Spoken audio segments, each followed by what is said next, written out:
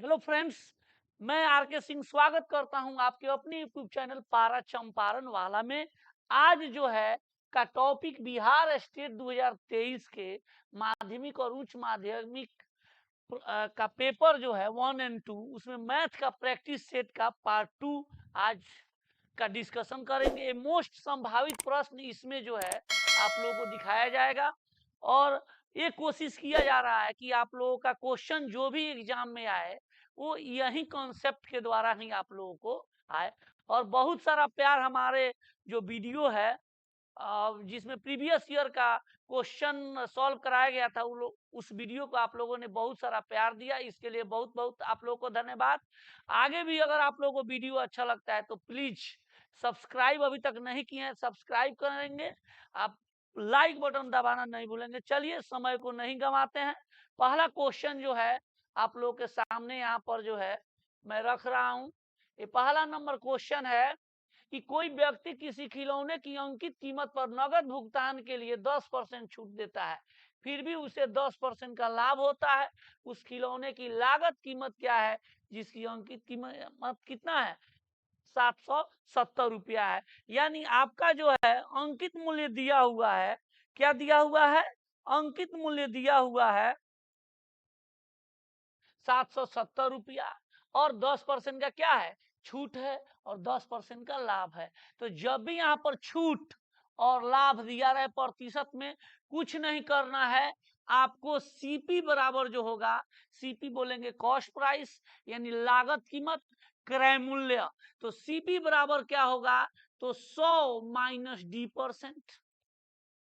और direct MP, क्योंकि यहाँ सीपी पूछा गया है और एमपी दिया है। एमपी मतलब मार्केट प्राइस यानी अंकित मूल्य, वो होगा 100 प्लस 100 प्लस, अगर प्रॉफिट होगा तो P%, लॉस होगा तो L%। ये डायरेक्ट आपका आंसर निकाला जाएगा। यह क्वेश्चन जो है बहुत आजकल जितने भी एग्जाम हो रहे हैं उसमें यह क्वेश्चन रिपीट बहुत बार हो रहा है। तो यहाँ पर डिस्काउंट कितना परसेंट का दिया गया है? 10%।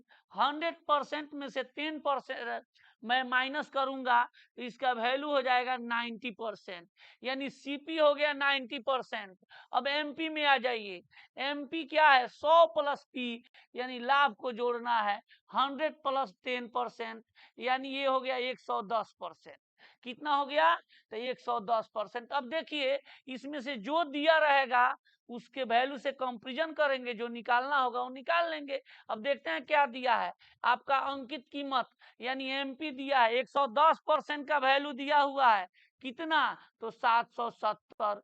1% की वैल्यू कितनी हो जाएगी? तो 770 बटा 110, यानी आपका 0 से 0 और 7 मार्क में चला गया। तो आपका यहाँ पर सीपी पूछा गया है, लागत कीमत पूछा गया, और लागत कीमत है कितना? तो 90% है। तो 1% बराबर 7, तो 90% बराबर आपका 7 इंटू 90 यानी 630 रुपया, जो आपका ऑप्शन नंबर क्या है? सी नंबर है। तो इस तरह का जब भी आपको क्वेश्चन पूछा जाएगा, डिस्काउंट दिया रहे और प्रॉफिट दिया है, तो डायरेक्ट इसका उपयोग हम लोग करके आप बना सकते हैं। ठीक है, अगला क्वेश्चन। इस पर और भी क्वेश्चन आएगा आपको। डिस्काउंट में अगर मान लेते हैं कि डबल डिस्काउंट दे दिया, हो सकता है कि डबल डिस्काउंट दे दे, एकल बटा निकालना हो या समतुल्य बटा निकालना हो, तो यहाँ पर देखिएगा जब भी डिस्काउंट दिया रहेगा तो आप करेंगे क्या? मान लेते हैं कि डबल डिस्काउंट दे दिया, एक 10% एक दे दिया 20%, एक 20%। इसका समतुल्य बटा भी एग्जाम में पूछा जाता है, समतुल्य बटा या एकल बटा। ठीक है, तो इसको कंबाइन करने के लिए किया क्या जाता है? एक बार दोनों को जोड़ दीजिए, एक बार दोनों को गुना करके 100 से भाग देकर घटा दीजिए, यानी ए जोड़ बी माइनस ए गुना बी बटा 100 होता है। ये 0 से 0, 2 0 से 2 0 कैंसिल हो गया, 20 10 30, 30 में से 2 गया 28%। तो कभी कभी ये समतुल्य बटा आपको एग्जाम में पूछेगा, तो आप ऐसे इसका कंबाइन करके आप निकाल सकते हैं। ठीक है, नेक्स्ट क्वेश्चन चल रहे हैं। ये 2 नंबर क्वेश्चन है। यहाँ पर देखिए ये आपका क्वेश्चन आ गया 3 डायमेंशन 3D से, जहां पे बेलन से आपसे क्वेश्चन पूछा गया है। 8 मीटर त्रिज्या तथा 10 मीटर ऊंचाई बेलन को पिघलाकर उसी धातु से 12 मीटर त्रिज्या वाला नया बेलन बेलन बनाया गया। इस नए बेलन की ऊंचाई कितनी होगी? अब मैं यहाँ पर एक चीज बताता हूँ, आप लोग का कॉन्सेप्ट देता हूँ कि बेलन का आयतन पूछे। बेलन का आयतन देखिएगा, ध्यान दीजिएगा। अभी मैं आप लोग का बेलन और शंकु घन घनाभ का फॉर्मूला यहीं पर याद करा के भेजूंगा, यहीं पर याद होगा। वो चाहे वक्र पृष्ठ का क्षेत्रफल हो, संपूर्ण पृष्ठ का क्षेत्रफल हो, या उसका आयतन हो। वीडियो आप बने रहिए, यहीं से सभी अभी मैं याद करा के आपको लोगों को भेजता हूँ। अब यहाँ पर देखिएगा, बेलन का अगर आयतन पूछ देता है, ध्यान दीजिएगा, बेलन के आयतन हो, ठीक है। तो एक चीज यहाँ ध्यान दीजिएगा, ये जो बेलन होता है ऐसे, इस बेलन का नीचे का जो क्षेत्रफल होता है वो क्या होता है? वृत्त होता है। कि कौन सी आकृति बनती है? वृत्त। तो यहाँ ध्यान दीजिएगा, किसी भी चीज का आयतन निकालना हो तो उसकी आधार के क्षेत्रफल में, किसके आधार के क्षेत्रफल में उसके आयतन, उसके ऊंचाई से अगर गुना कर देते हैं तो किसी भी चीज का आपका आयतन निकल जाएगा। आधार के क्षेत्रफल में किससे गुना करना है? ऊंचाई से। अब यहाँ ध्यान दीजिएगा, बेलन का आयतन ये क्या है? तो वृत्त है। अब वृत्त जो दिखा है इसका क्षेत्रफल क्या होता है? आधार में वृत्त है पाई आर स्क्वायर, और उसकी ऊंचाई क्या होती है इसका? तो एच माना गया, इसीलिए इसका होता है पाई आर स्क्वायर एच। समझ में आया? अगर इसका वक्र पृष्ठ का क्षेत्रफल पूछता, क्या चीज का, किसी भी चीज का अगर वक्र पृष्ठ का क्षेत्रफल पूछता है तो यहाँ ध्यान देंगे, वक्र पृष्ठ का क्षेत्रफल पूछेगा तो आपको वक्र पृष्ठ का अर्थ हुआ इस बेलन का चारों ओर का क्षेत्रफल, ऊपर और नीचे का ए वाला और ए वाला छोड़कर। अगर ये दोनों ऐड कर देंगे तो संपूर्ण पृष्ठ का क्षेत्रफल हो जाएगा। तो वक्र पृष्ठ का, किसी भी चीज का अगर वक्र पृष्ठ का क्षेत्रफल पूछा जाए तो उसके आधार के परिमाप, क्या चीज? आधार का परिमाप में ऊंचाई से गुना कर देते हैं तो वह क्या बन जाता है? वक्र पृष्ठ का क्षेत्रफल। अब यहाँ ध्यान देंगे, आधार का परिमाप क्या होता है? यहाँ वृत्त है तो वृत्त का परिमाप होता है 2 पाई आर और ऊंचाई होती है एच, इसीलिए इसका आंसर होता है 2 पाई आर एच। इसी तरह आप जो है घनाभ का भी क्षेत्रफल निकाल सकते हो, घनाभ का भी क्षेत्रफल निकाल सकते हो। देखो यहाँ पर वीडियो थोड़ा सा ये मैं समझा रहा हूँ, आप लोग बने रहेंगे, याद यहीं पर करा के भेजेंगे। अगर घनाभ का वक्र पृष्ठ का अर्थ हुआ एक रूम है, रूम एक घनाभ हुआ और घन भी हो सकता है, जिसकी लंबाई चौड़ाई और ऊंचाई तीनों आपस में बराबर हो उसको घन बोलते हैं, और जिसकी भुजाएं तीनों आपस में बराबर नहीं हो उसे घनाभ बोलते हैं। तो रूम एक है वो घन भी हो सकता है और घनाभ भी हो सकता है। तो यहाँ रूम एक दिख रहा है आप लोगों को, तो रूम का चारों ओर के क्षेत्रफल जो होगा, मतलब चारों दीवार के क्षेत्रफल, उसी को वक्र पृष्ठ का क्षेत्रफल बोला जाता है। तो घनाभ का चारों दीवार का क्षेत्रफल यानी उसका वक्र पृष्ठ का क्षेत्रफल। तो अब यहाँ देखेंगे घनाभ जो है किस पर टिका रहता है? घनाभ का जो है बेस सतह, सतह जो है वो क्या है? तो एक आयताकार है। तो आयत का आपका क्या होता है? परिमाप। बोले ही थे कि किसी भी चीज का वक्र पृष्ठ का क्षेत्रफल निकालना हुआ उसके परिमाप में हाइट से गुना करेंगे। तो यहाँ पर ध्यान देंगे उसका आयत का परिमाप होता है 2 इंटू एल इंटू बी। तो ये परिमाप उसकी ऊंचाई से गुना कर दिए यानी 2 into L plus B into H, यही हो जाता है घनाभ का चारों दीवार का क्षेत्रफल। संपूर्ण पृष्ठ का क्षेत्रफल कहेगा तो ऊपर और नीचे का एल बी जो होगा वो जोड़ देंगे। तो इस तरह जो है, अब आपका शंकु का आ जाएगा। तो ध्यान दीजिएगा, शंकु का आयतन या इसी घनाभ का, यहाँ पर एक छूट गया, इसका आयतन पूछता, ध्यान दीजिएगा आयतन। तो रूम का जो है सतह होता है वो आयत होता है, और बोले हैं कि आयतन निकालना हो तो उसके आधार के क्षेत्रफल में ऊंचाई से गुना कर दीजिए। तो आधार का जो क्षेत्रफल होगा वो आयत का क्षेत्रफल होगा, वो एल इंटू बी हो जाएगा, और उसमें एच से गुना कर देते हैं, इसीलिए एल बी एच हो जाता है। क्षेत्रफल होगा, बोले आयतन होगा, वो क्या होगा, पाई are square H, R1 H1। दूसरा क्या होगा, बेलन जो तोड़कर बनाया गया है, तो पाई R2 स्क्वायर H2। अब पाई से पाई कैंसिल हो गया, R1 देखिएगा यहाँ पर क्या है, 8 का स्क्वायर गुना इसका H1 कितना है, तो 10 है। R2 का स्क्वायर कितना है यहाँ पर, तो 12 का स्क्वायर है, और ये इसका H निकालने के लिए बोल रहा है। तो ये हो जाएगा आपका 8 गुना 8 गुना 10 अब बटा 12 गुना 12, ये आएगा बाटा में, काट देंगे, 4 दूनी 8, 4 तिहाई 12, 4 दूनी 8, 4 तिहाई 12, 10 दूनी 20 दूनी 40 बटा 9, 40 बटा 9, इसको भाग देंगे तो 9 चौका 36, 4 आया, 9 चौका 36, यानी 4.44 मीटर बी नंबर होगा। इसका आंसर क्या होगा, तो बी नंबर होगा। चलिए नेक्स्ट क्वेश्चन। ये जो है आपका बहुपद से क्वाड्रेटिक एक्सप्रेशन एलजेब्रा से लिया गया है क्वेश्चन। अब यहाँ पर ध्यान देंगे, आप लोगों में एलजेब्रा भी है, जिसमें से कुछ पार्ट्स जो है क्वाड्रेटिक इक्वेशन, क्वाड्रेटिक एक्सप्रेशन, ये पढ़ना है आप लोगों को। अब यहाँ पर ध्यान देंगे, इसका कहता है डिग्री ज्ञात कीजिए या घात। तो यहाँ पर ध्यान देना है कि किसी एक पद में मैक्सिमम घात होगा वही डिग्री कहलाएगा।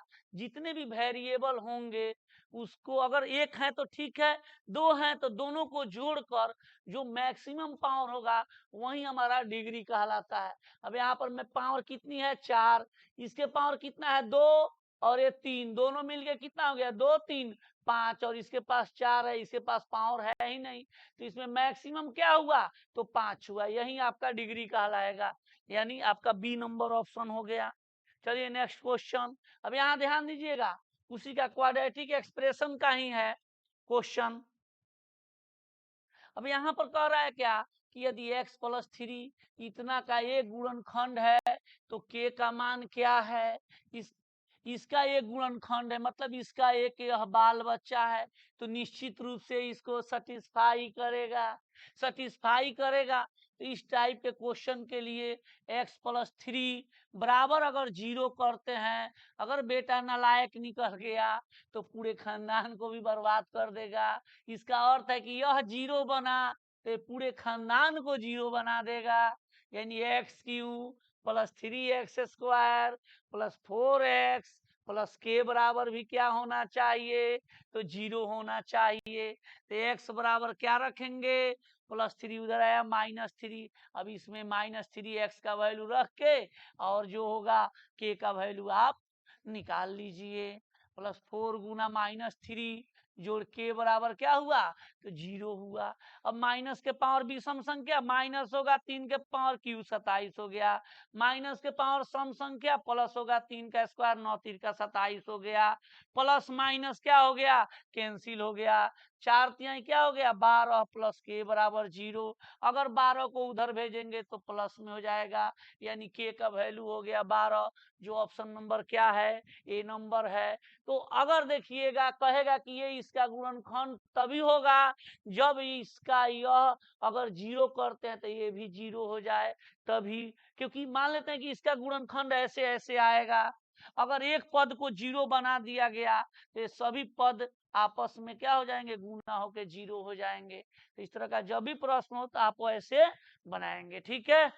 चलिए, आप लोगों को अगर वीडियो अच्छा लग रहा है, ये देखिए एक फार्म में गाय और मुर्गियां हैं, यदि सिर गिने जाएं तो 31 180, यदि टांगे गिनी जाएं तो 420 है। फार्म में गाय की कुल संख्या कितनी है, काउंट करना है, ध्यान दीजिए। अगर आप जो है इसका एक डायरेक्ट कॉन्सेप्ट भी है, डायरेक्ट्रिक भी है। कॉन्सेप्ट, बेसिक कॉन्सेप्ट ये कहता है कि एक गाय के पास कितने पैर हैं जी, एक गाय के पास कितने होते हैं, तो 4। एक मुर्गी के पास कितने पैर, तो 2 पैर होता है। एक लड़का ऐसे ही बोल, हम पूछे उससे एक मुर्गी के कितने पैर, तो बोला 2। हम कहे मेरे यहाँ तो 4 मुर्गी 4 पैर होते हैं, तो कितने मुर्गी है, 2 मुर्गी का। ठीक है। एक फार्म में गाय और मुर्गियां यदि सिर गिने जाए तो कितने हैं? 180। यानी जितने सिर होंगे उतना ही क्या होगा? आपकी संख्या होगी। तो यहाँ पर ध्यान देंगे, इसका डायरेक्ट मैं बताता हूं। डायरेक्ट करना है कि किसका निकालना है? गाय का। किसको निकालना है? गाय का। तो यहाँ देंगे गाय का कितने पैर होता है? तो 4 पैर होता है। तो गाय की संख्या आपको निकालनी है, तो गाय को आप क्या करेंगे? ढक दीजिए। कौन दिखाई दे रहा है आपको? तो मुर्गी। मुर्गी के पास कितने पैर? तो 2 पैर। तो आपको करना क्या है? ये 2 पैर सबको दे देना है। इस संख्या से इसके पैर से गुना कर देना है। कितना हो गया? तो 180 दूनी 360। और पैर में से इसको घटा देना है, यानी 420 माइनस 180 गुना 2 और बटा में 2 कर देना है। 420 माइनस कितना हो गया? 360 अब बटा 2, यानी 60 बटा 2 बराबर क्या हो गया? तो 30 हो गया। अब यहाँ पर ध्यान देंगे, अगर मुर्गी का पूछा रहता, किसका पूछा रहता? तो मुर्गी के जो है, मुर्गी का टांग नहीं लेंगे, किसका टांग लेंगे? गाय का। और गाय का कितना होता है? तो 4। डायरेक्ट 4 से इसमें गुना करते तो 18 चौका 72, 720 में से 420 घटाते। ये देखिए, किसी में से किसी को जो बड़ा होगा उसी में से छोटा को घटाना है। यहाँ पर पैर में से घटाए और वहां से इसको गुना करके घटाए। इसमें पैर पहले पैर बाद में आया और बाटा 2 कर देंगे। तो यहाँ पर ध्यान देंगे 300 आता, 300 बाटा 2 कितना हो गया? तो 150 हो गया। तो गाय हो गया आपका 30, मुर्गी हो गया 150, दोनों को जोड़ेंगे तो 180 हो गया। तो मुझे लग रहा है कि ये कॉन्सेप्ट आप लोगों को, जिसका पूछेगा उसको छोड़कर जो बचा है उसके पैर से इस संख्या में गुना करेंगे और टोटल पैर में से घटाकर और 2 से क्या करेंगे? भाग देंगे। तो ये कंसेप्ट हुआ। अगर आप लोगों को अगर चाहते कि नहीं बेसिक क्वेश्चन से बनाए, किससे बनाए? बेसिक से बनाए। तो बेसिक से आपको ये होना रहता कि टोटल कितनी दिया है? तो 180। गाय निकालना है, गाय को x मान लिए। गाय को क्या मान लिए? x। एक गाय के कितने पैर? तो 4 पैर। तो x गाय के कितने पैर? तो 4x। अब यहाँ पर ध्यान देंगे, टोटल संख्या 180 जिसमें गाय x है, तो मुर्गी कितना होगा? तो 180 माइनस x। अब ध्यान देंगे, एक मुर्गी के कितने पैर? तो 2 पैर। ठीक है, एक मुर्गी के कितने पैर? तो 2 पैर। तो इतने मुर्गी को कितना पैर? तो इतना। अब ये मुर्गी के पैरों की संख्या ये हो गया, गायों की पैरों की संख्या, और टोटल दिया है आपका 420, तो बराबर में 420 कर देते। तो ये दोनों इक्वेशन आपस में क्या होगा? बराबर। इसको आप सॉल्व करके ऐसे बना सकते हो, नहीं तो डायरेक्ट आपको कॉन्सेप्ट मैंने दिया है तो आप उस तरह भी बना सकते हैं। अगर मेरा पढ़ाया हुआ अच्छा लगता है तो आप लोग वीडियो को जरूर लाइक कीजिए। अभी तक शेयर नहीं कीजिए तो शेयर कर डालिए। और आप लोग देख रहे हैं कि वीडियो मेरा आप लोग को पसंद आ रहा है, 1-2 वीडियो मेरा बहुत आप लोग जो है उसका सपोर्ट कर रहे हैं। ठीक है, चलिए अगला क्वेश्चन जो है आपका 6 नंबर क्वेश्चन, ये आपको क्वाड्रेटिक इक्वेशन से लिया गया है, द्विघात समीकरण से। किससे लिया गया है? द्विघात समीकरण से लिया गया है। ध्यान देंगे, यहाँ पर यदि समीकरण इतना बराबर इतना के मूलों का योग उनके गुणनफल के बराबर है तो k का मान ज्ञात कीजिए। अब यहाँ ध्यान दीजिएगा, जब भी इस तरह का रहे ax² plus bx plus c बराबर क्या हो? 0 हो, तो जो पावर जितना अधिकतम होता है उतना वैल्यू निकलता है, उसी को मूल बोला जाता है। यहाँ पावर अधिकतम कितना है? अभी बताए थे ना, कोटि। तो कोटि इसका कितना है? तो 2 है। तो यहाँ मैक्सिमम पावर 2 आया तो इसका क्वेश्चन का 2 वैल्यू निकलेगा, तो उसी को मूल बोला जाता है। तो ये मूलों का जोगफल जिसको अल्फा और बीटा से डिनोट करते हैं, तो मूलों का जो जोग होता है वो होता है -b/a, यानी x कोफिशिएंट का गुणांक में माइनस लगाएंगे और x² के कोफिशिएंट यानी ये में बाटा में कर देंगे। उसी तरह मूलों का गुणनफल जो होता है वो होता है c/a, यानी कांस्टेंट टर्म बटा x² का कोफिशिएंट। तो ये यहाँ पर जो है मूलों का गुणनफल और मूलों का जोगफल आप लोग समझ गए होंगे। अब यहाँ पर पूछ रहा है कि मूलों का जोगफल यानी माइनस बी बाई ए। अब यहाँ पर कंपेरिजन कीजिए, एक्स स्क्वायर, ए का वैल्यू क्या आएगा तो के आएगा, बी एक्स, एक्स का वैल्यू क्या होगा तो बी होगा, ये का वैल्यू हो गया, और 3 के ये पूरा का पूरा क्या हो गया तो सी हो गया। वैल्यू पुट कीजिए, माइनस बी यानी माइनस 2 बटा ए यानी के। ठीक है, ये हो गया मूलों का गुणनफल, बोले मूलों का योगफल, और मूलों का गुणनफल है सी बाई ए यानी 3k और बटा ए यानी के। ये दोनों आपस में बराबर बोल रहा है, क्या है बराबर है, बराबर कर दिए हम, के से के कट गया, इस के का वैल्यू निकालना है। तो यहाँ ध्यान देंगे, इस के को मैं ऊपर लेके जाऊं और 3 को नीचे लेके आऊं, तो माइनस 2/3 बराबर क्या हो गया के हो गया, यानी के का वैल्यू हो गया -2/3, जो ऑप्शन नंबर क्या है डी नंबर है। ठीक है, अब यहाँ पर ध्यान देंगे, आगे चलिए नेक्स्ट क्वेश्चन है। अब यहाँ देखिए, ये रेंज, ये स्टैटिक से क्वेश्चन लिया गया है। ये क्वेश्चन जो है यहाँ पर आपसे पूछा जा रहा है कि प्रास क्या है, प्रास यानी रेंज, रेंज क्या है।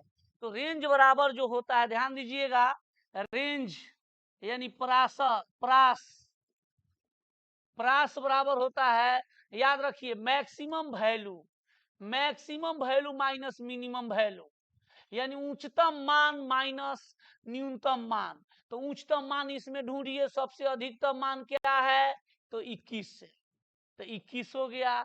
सबसे मिनिमम वैल्यू क्या है तो ध्यान दीजिए, यहाँ पर मिनिमम वैल्यू क्या है, सबसे मिनिमम तो 1 है, तो 1 माइनस 1, इसका प्रास कितना होगा तो 20 होगा, जो ऑप्शन नंबर क्या हुआ सी नंबर हुआ। तो जब रेंज पूछा जाएगा तो आप maximum value minus minimum value करेंगे। चलिए नेक्स्ट क्वेश्चन, यहाँ पर जो है ये 27 डिग्री का कोण किसके बराबर होगा, यहाँ ध्यान दीजिएगा, ये जो है आपका त्रिकोणमिति से क्वेश्चन लिया गया है, किससे लिया गया है त्रिकोणमिति से। तो यहाँ पर ध्यान देंगे, एक तो हो गया कि ऑप्शन में पाई बराबर जो होता है, क्या बराबर, पाई बराबर वैल्यू होता है 180 डिग्री, क्या होता है 180, पाई का वैल्यू रख दीजिए सब में, जो ऑप्शन में 27 डिग्री आएगा वही मेरा आंसर होगा। तो एक तो ये हुआ, दूसरी तरीका से डिग्री से आपको पाई में कन्वर्ट करना है, तो पहले डिग्री लिखेंगे, 180 डिग्री का वैल्यू कितना होता है तो पाई होता है, 1 डिग्री का वैल्यू कितना होगा जी तो पाई बाई 180 डिवाइड होता है। अब उसी तरह आपसे किस तरह का पूछा है 27 डिग्री का, ये गुणा में जाएगा, यानी पाई बाई 180 गुणा 27, आपका 9 3 का 27 और 9 दूनी 18 20, यानी 3 पाई बाई 20 होगा। आंसर क्या होगा तो 3 पाई बाई 20, जो ऑप्शन नंबर क्या है तो बी नंबर है। ठीक है, ओके, नेक्स्ट क्वेश्चन आगे बढ़ते हैं। 1 रेडियन का डिग्री में मान कितना होता है, 0 डिग्री होगा, ये क्या होगा डिग्री होगा, डिग्री होगा, और 1 साइन होता है उसको मिनट बोलते हैं, डबल साइन को सेकंड बोलते हैं। तो इसका आप याद रखने में ही आपको भलाई है, नहीं तो निकालने में बहुत समय लगेगा, और इसका आंसर डायरेक्ट होगा 57 degree 16 minute 22 second, 57 degree 16 minute 22 second. चलिए नेक्स्ट क्वेश्चन, 5 tan a बराबर 4 है, तो 5 sin a minus 3 cos a बराबर बटा sin a plus 2 cos a का मान क्या होगा। यहाँ पर ध्यान देंगे आप लोग, अगर आप क्या करेंगे, इसको जो है 5 tan a बराबर 4, तो tan a बराबर क्या हो जाएगा 4/5, 4/5, तो ए हो गया आपका लंब यानी पी, और ये हो गया आधार।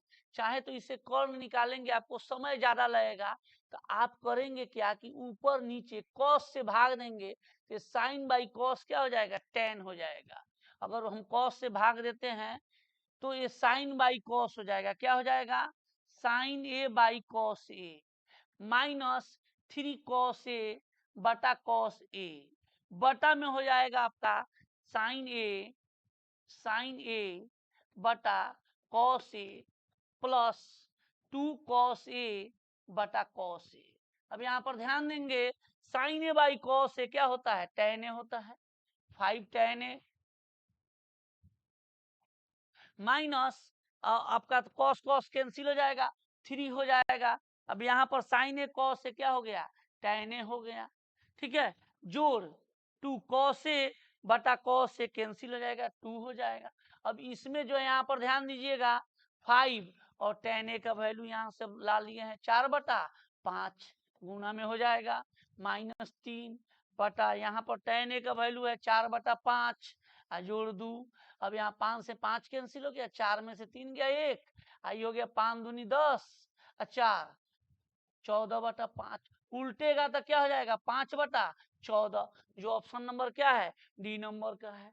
तो आप चाहते तो यहाँ से कौन निकाल कर बनाते तो आपको थोड़ा सा ज्यादा समय लगता, तो आप इस तरह का प्रश्न जो है बना सकते हैं। चलिए नेक्स्ट क्वेश्चन 11 नंबर जो है 210 रुपया की राशि कर्ज पर ली गई जिसकी अदायगी 2 बराबर किस्तों में की जानी है। यदि ब्याज की अदायगी वार्षिक 10% वार्षिक दर पर की जाए तो प्रत्येक किस्त की कितनी राशि होगी। अब यहाँ पर ध्यान देंगे किस्त का प्रश्न है, तो जब भी किस्त का प्रश्न दिया रहे तो आप चाहेंगे तो ऑप्शन से भी बना सकते हो।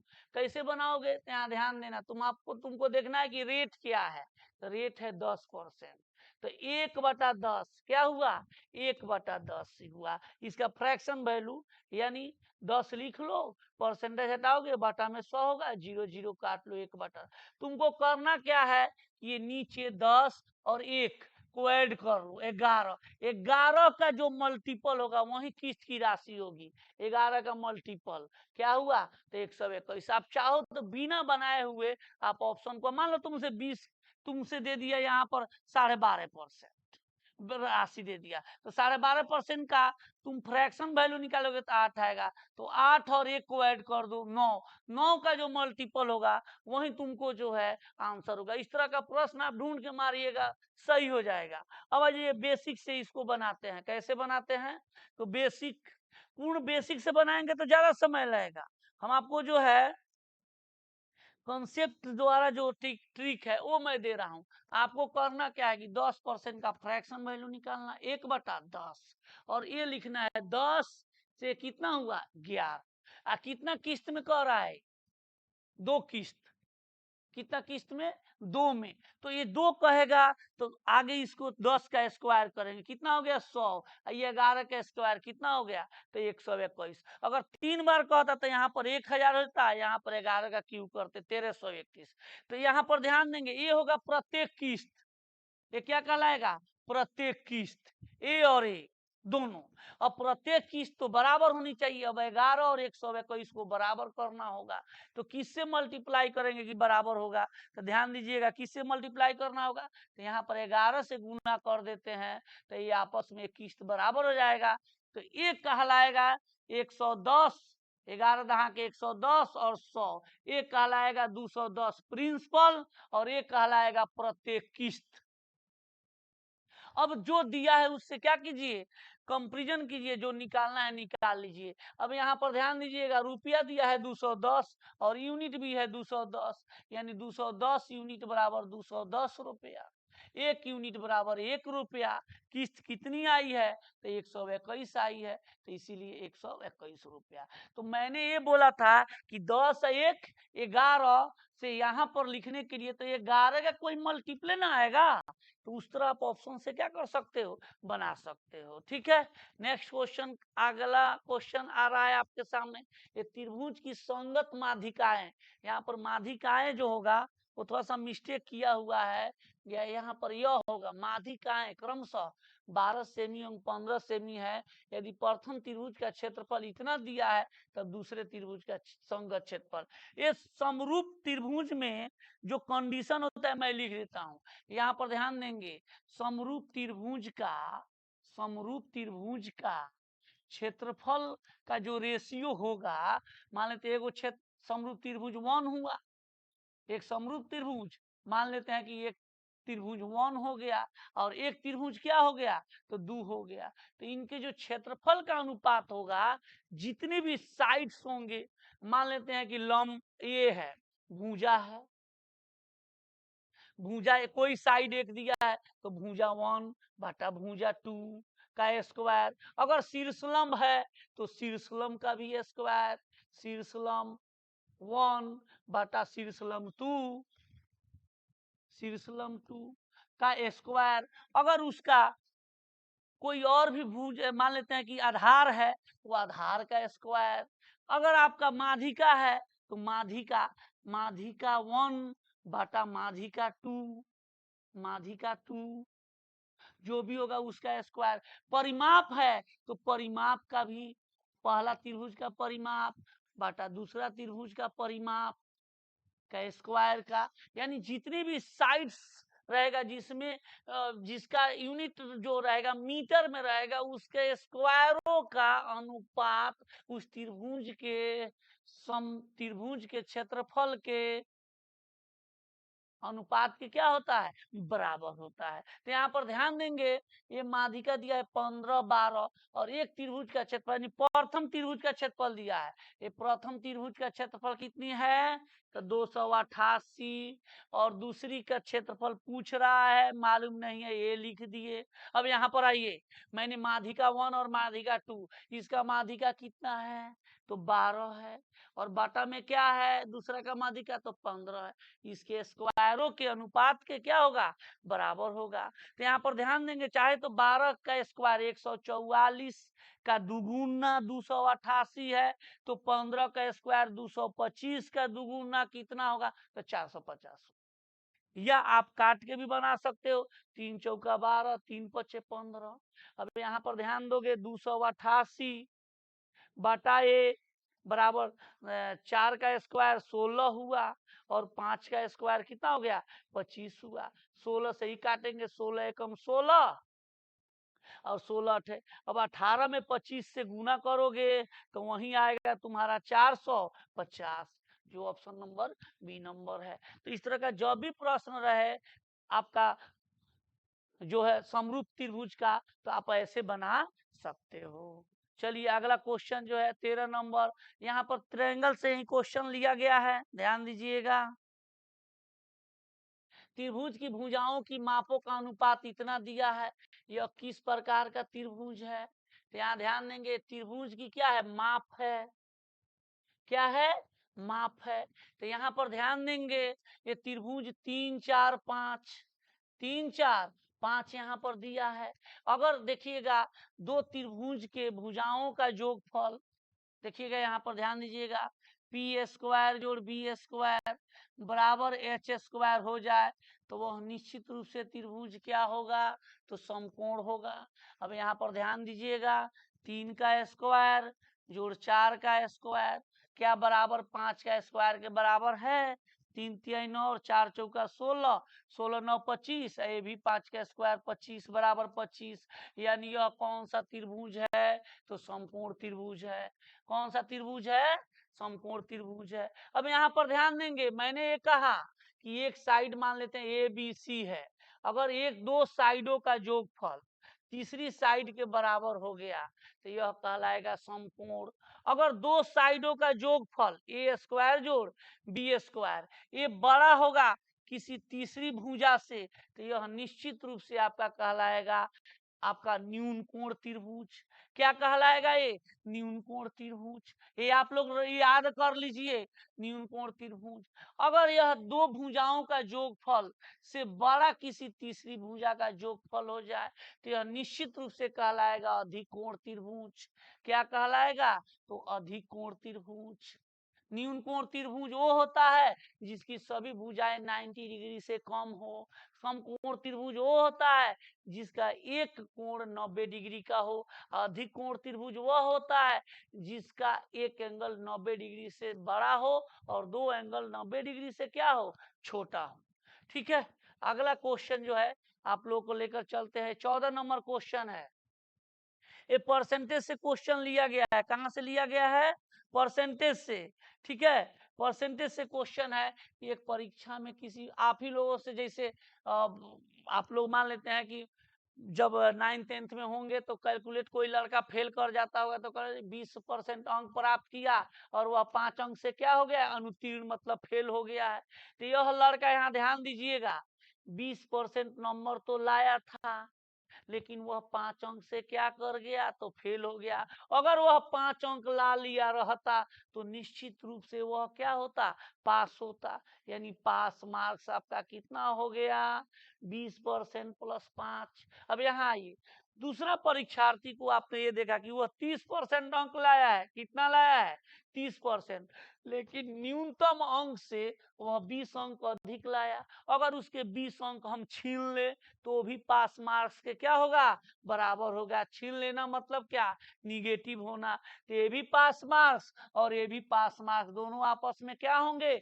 बराबर होंगे। प्रतिशत प्रतिशत एक साइड, कांस्टेंट टर्म एक साइड। तो यहाँ ध्यान देंगे, ये 20% को उधर भेजे तो 30 में से 20 गया, कितना हो जाएगा जी? तो 10%। और 20 को इधर लाए तो 20 और 5 25। 10% बराबर कितना हुआ? 25 हुआ। किसी भी परीक्षा का कुल पूर्णांक कितना होता है? तो 100% नहीं बोलता है कि 100% नंबर लाया, मतलब टोटल में वह टोटल लाया, यानी 100% का आपका वैल्यू निकालना है। तो 10% का वैल्यू 25 है, 100% मतलब इसका 10 गुना, तो इसका भी 10 गुना कितना हो जाएगा? तो 250 हो जाएगा। इसीलिए उसका मैक्सिमम मार्क्स जो था वो था कितना? तो 250 था। नहीं तो आप यहाँ से ऐसे भी बना सकते थे, 10% का वैल्यू कितना है? 25। 1% का वैल्यू कितना है? 25/10। और 100% का वैल्यू कितनी है? तो 25/10 गुना 100 गुना 100, तो ये 250 हो गया। अब यहाँ पर आप डायरेक्ट भी सोच सकते थे। यहाँ पर ध्यान देना, डायरेक्ट के लिए प्रतिशत का अंतर 30 और 20 10%। लेकिन जब अंक में आएंगे तो अगर एक फेल किया होगा एक पास किया होगा तो दोनों जुटेगा, यानी अपोजिट रहने पर दोनों जुटेगा। दोनों पास किया रहता तो दोनों पास से अधिक अंक लाया रहता तो घटता, दोनों पास से कम अंक लाया रहता तो भी घटता। लेकिन एक पास अंक से अधिक लाया है, एक पास अंक से क्या लाया है? कम लाया है, तो जुट जाएगा। तो यानी ये जुटना का अर्थ कितना हो गया? पहले कितना है? तो 5 और ये कितना है? 20। 20 5 25। 10% बराबर 25, 100% बराबर कितना? 250। तो इसमें पेन लगाने की जरूरत भी आपको नहीं पड़ेगी। अब यहाँ ध्यान दीजिएगा, 15 नंबर क्वेश्चन आपको आया।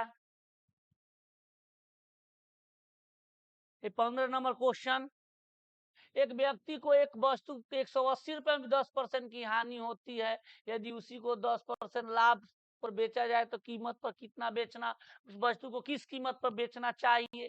तो यहाँ पर ध्यान देंगे, किसी भी चीज का बेस वो होता है 100%। जब क्रय मूल्य विक्रय मूल्य चलिएगा तो बेस क्या होगा जी? तो क्रय मूल्य होगा। कोई चीज खरीदिएगा ही नहीं तो लाभ मांगिएगा, मुंह फोड़ देगा सब। कोई भी चीज जब तक नहीं खरीदा जाएगा तब तक बेच आप नहीं सकते हो। तो बेस क्या हुआ? तो सीपी हुआ। तो किसी भी चीज का बेस जो होता है वो 100% होता है।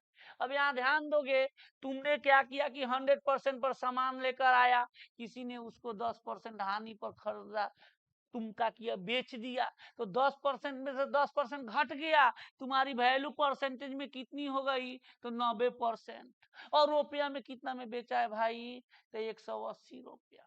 यानी 1% का वैल्यू कितना होगा? तो 180/90, यानी 2 रुपया।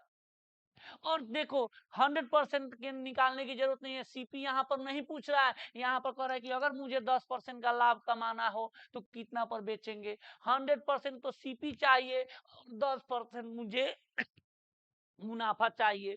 तो टोटल हमको वैल्यू चाहिए कितना? तो 100% और 10% कितना हो गया? तो 110% की वैल्यू निकालना है। यानी 2 गुना 110 बराबर 11 दूनी 22, 220 रुपया।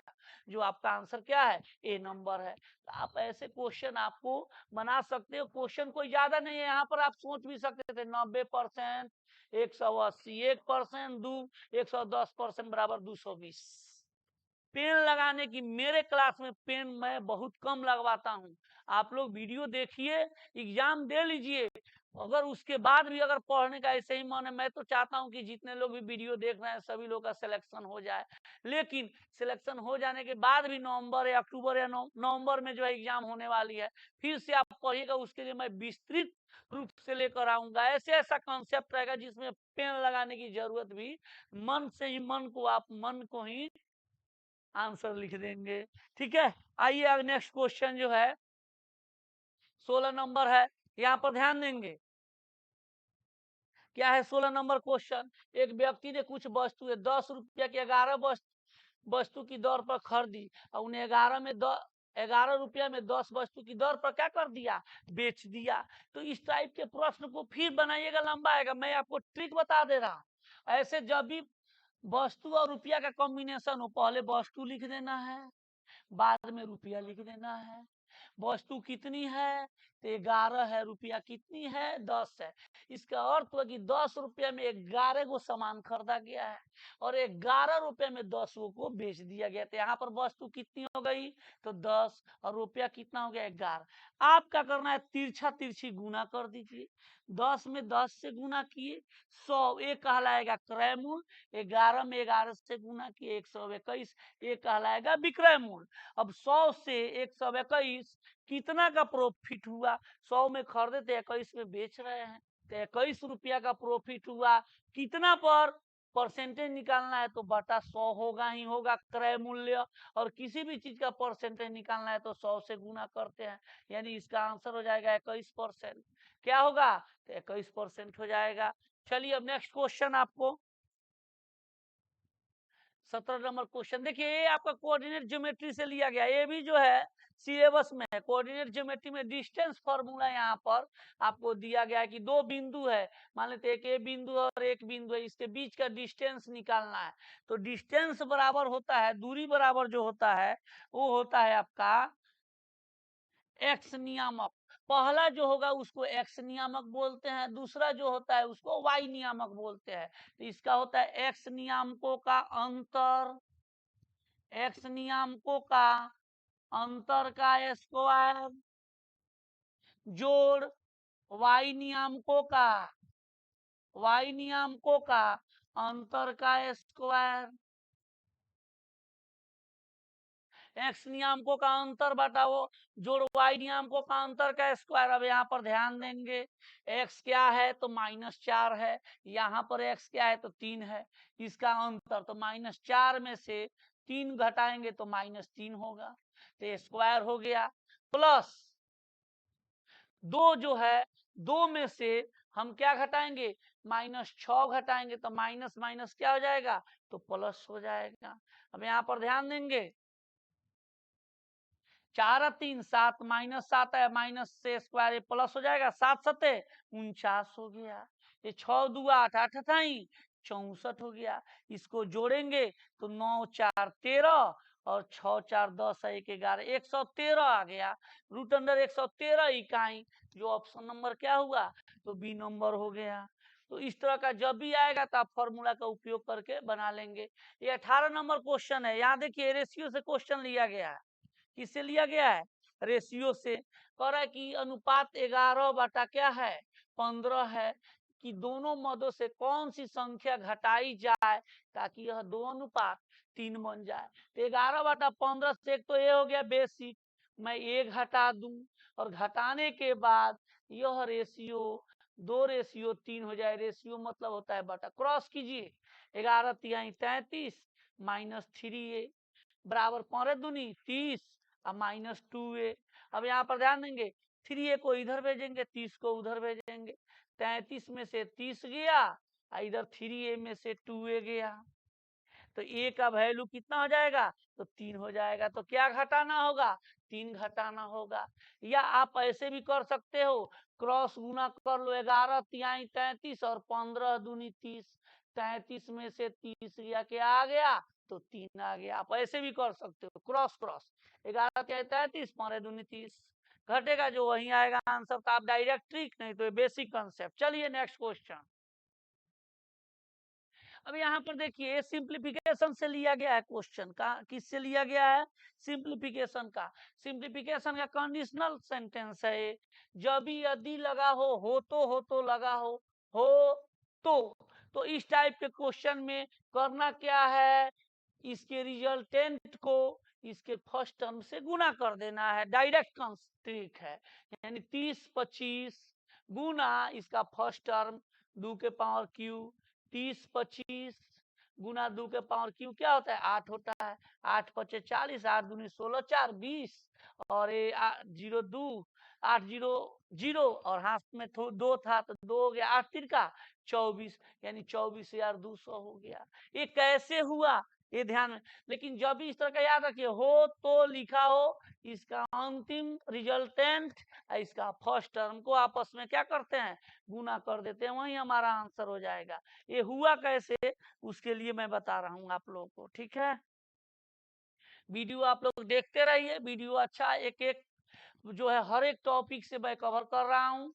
नेक्स्ट फिर लेकर आऊंगा प्रैक्टिस सेट 3, उसमें भी अच्छा अच्छा क्वेश्चन रहेगा। आप लोग वीडियो जितना बढ़िया आप लोग प्यार करेंगे उतना ही हम लोग का प्रोत्साहन बढ़ेगा। अब यहाँ पर ध्यान दीजिए, 1 का क्यू प्लस 2 का क्यू प्लस 3 का क्यू, ऐसे ही डैश डैश डैश। 10 का क्यू का वैल्यू दिया है 30 25, और आपसे पूछ रहा है 2 का क्यू प्लस 4 का क्यू डैश डैश डैश 20 का क्यू हो गया। यहाँ पर इसका वैल्यू, यहाँ से फर्स्ट टर्म 2 का क्यू मैं कॉमन ले लूं तो पूरा निकल गया, तो 1 बचा। क्या 1 का क्यूब कर सकते हैं? बिल्कुल कर सकते हैं। 1 का क्यूब कीजिए या 1 के पावर 1 लाख कीजिए, 1 के पावर 4 लाख कीजिए, बात वही होगा। अब यहाँ 4 क्यू है, 4 में कितने क्या होते हैं, तो 4 में 2 गुना 2 होता है। तो ये 2 का क्यूब मैं यहाँ से ले लिया, तो किसका क्यूब बचेगा यहाँ पर? ध्यान देना, 2 का क्यू ले लिए तो 2 ही ना बचेगा। यहाँ पर 6 भी आएगा आगे, 6 में से 2 ले लिए, क्या बच गया? 3 का क्यू। ऐसे ही 20 में से 2 ले लिए, क्या बचेगा? तो 10 का क्यू बचेगा। और इतना का वैल्यू आपको दिया हुआ है 30 25, तो यहाँ 2 का क्यू गुना 30 25 हो गए। इसीलिए मैंने बोला था इस टर्म को फर्स्ट टर्म से क्या कीजिए, गुना कीजिएगा, वहीं आएगा 24,200 आएगा। ठीक है, अगला क्वेश्चन, आज का अंतिम क्वेश्चन आपके स्क्रीन के ऊपर ये रहा। ये जो है रिमाइंडर थ्योरम से लिया गया है। किससे लिया गया है? रिमाइंडर थ्योरम से क्वेश्चन लिया है कि 4/13 को 3 से विभाजित किया जाए तो शेष कितना बचेगा। शेष यहाँ पर ध्यान देंगे, जब इस तरह का प्रश्न हो तो आप लोग के लिए 4 के पावर 13 और बटा में क्या है 3 से भाग देना है। तो करना क्या है, शेषफल में इससे भाग देना है। 4 में इस 3 से भाग देंगे, क्या शेषफल बचेगा? तो 1, और 1 के पावर 13 करेंगे तो क्या आंसर हो जाएगा? 1 के पावर कुछ भी कीजिएगा 1 ही आएगा, इसीलिए इसका आंसर क्या होगा? तो 1 नंबर होगा। अब यहाँ पर कभी कभी जो है ये क्या करता है, ऐसे देता है 5 के पावर यहाँ पर आपका 19 दे देगा और बटा में 6 दे देगा। तो यहाँ पर निगेटिव कॉन्सेप्ट लाया जाता है, या आप डायरेक्ट आंसर भी रख सकते हो। देखो हम डायरेक्ट क्या बताते हैं। डायरेक्ट के लिए आपको, आप लोग के पास तो अभी उतना समय नहीं है, तो डायरेक्ट के लिए आप लोग ये करो कि n+1 ऊपर हो और बाटा क्या हो, n हो, यानी अंश से 1 ऊपर ज्यादा हो। क्या हो? ऊपर ज्यादा हो, तो इसका पावर सम होगा या विषम होगा, हमेशा आंसर क्या आएगा? तो 1 आएगा। डायरेक्ट मार दे रहा है, यानी इससे ऊपर एक अधिक हो तो ऊपर कुछ नहीं, सम विषम कुछ भी रहेगा, आपको देखना नहीं है, तुरंत क्या मार देना है? तो 1 मार देना है। अब आता है कि संख्या मान लो नीचे n हो, अब इससे वो कम ऊपर हो, n-1, तब आपको देखना होगा पावर अगर सम होगा तो फिर इसका आंसर 1। इसके लिए बेसिक कॉन्सेप्ट जब पढ़ाएंगे तब उसमें समझिएगा। पावर सम होगा तो 1 होगा, ध्यान दीजिएगा। पावर क्या होगा? सम होगा, तो उसका आंसर 1 होगा। अगर यहाँ पर पावर विषम बनता है, क्या बनता है? विषम बनता है, और बटा n होगा, तब इसका आंसर n-1 जो ऊपर वाला है वहीं का वहीं हो जाएगा। यानी 5 है तो इसका ये विषम संख्या, इसका आंसर क्या आएगा? तो 5 हो जाएगा। अगर यहाँ सम रहता तो आंसर क्या होता? 1 रहता। यहाँ पर ध्यान देंगे और मैं समझाता हूं। यहाँ पर ये आप लोग देखिए, कुछ क्वेश्चन हम समझा देते हैं तो आप लोग को याद हो जाएगा। अब यहाँ पर देखिए, यहाँ पर 7 हो और यहाँ पर कुछ भी दे देता, 100 दे देता, और बटा में आपको देता 6, तो ये 6 से 1 अधिक है ना, n से 1 अधिक है, सम हो या विषम हो, डायरेक्ट उसका आंसर क्या होगा? तो 1 हो जाएगा। ठीक है, अब यहाँ पर ध्यान देंगे और मैं बता देता हूँ 1-2 क्वेश्चन आप लोग को। जो लोग अंतिम तक वीडियो बने हैं तो उनके लिए कुछ तो एक्स्ट्रा बताना पड़ेगा आप लोग। ठीक है, अब यहाँ पर ध्यान देंगे, यहाँ पर अगर ये देखिए यहाँ पर 8 हो और बटा में क्या हो, 9 हो, और यहाँ पर ध्यान दीजिएगा अगर 80, ये क्या है? सम संख्या है, तो यहाँ सम संख्या है तो आंसर क्या होगा? 1 हो जाएगा। अगर यहाँ पर यही चीज मैं 8 के पावर यहाँ 80 के जगह पर विषम संख्या देता और नीचे कम देता तो डायरेक्ट ये ऊपर वाला आंसर हो जाएगा, 8 का 8 हो जाएगा, 8 का 8 हो जाएगा। तो आपको खाली ये देखना है सम संख्या होगा तो आंसर एक हमेशा मार देना है। विषम में केवल ऊपर अगर कम है नीचे ज्यादा है तब वहां पर देखना है, विषम होगा तो ऊपर वाला आंसर हो जाएगा और सम होगा तो एक तो होना ही है।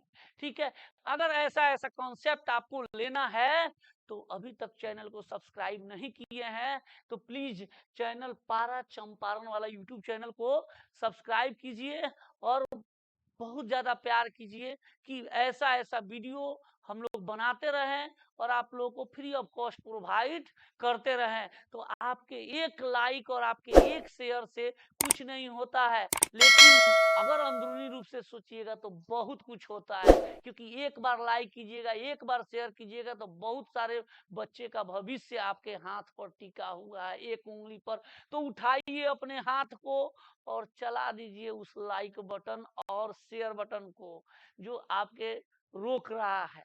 ठीक है, चलिए, ओके, थैंक यू, जय हिंद, मिलते हैं नेक्स्ट वीडियो में।